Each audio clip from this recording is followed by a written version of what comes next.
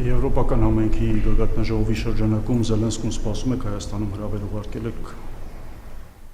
Բոլոր եվրոպական քաղաքական համայնքի բոլոր անդամներին սպասում եմ, այո, ներառյալ Ուկրաինայի նախագահին։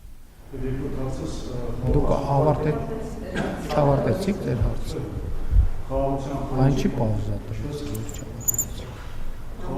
դե ավարտեք, նոր կասեք, ավարտել եք, որից պատասխան։ Խաղաղության խորհրդին անդամակցելու համար ֆինանսների նախարարությունն ասել է, որ Հայաստանը որոշակի ֆինանսական պարտավորություններ պետք է ունենա, սակայն գումարի չափ չի նշվում, ինչ գումարի մասին է խոսքը։ Ավարտեցիք ձեր հարցը։ Ֆինանսական ոչ մի պարտավորություն չկա, կա կամավորություն, եւ ես կարծում եմ, որ Հայաստանի Հանրապետությունը պետք է դուրս գա այդ բանի աղքատ ազգականի կարգավիճակից, որ ինքը բոլոր տեղերը գնում է եւ ենթադրենք այդ վիճակում է, որ ծուռը անկյունում կանգնած է եւ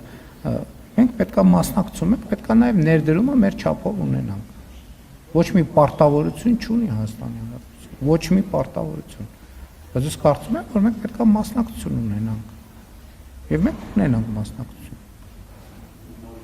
Չեք ավարտել հարցը։ Շնորհակալություն։ Չեք ավարտել։ Չեք ավարտել հարցը։ Չեք ավարտել հարցը։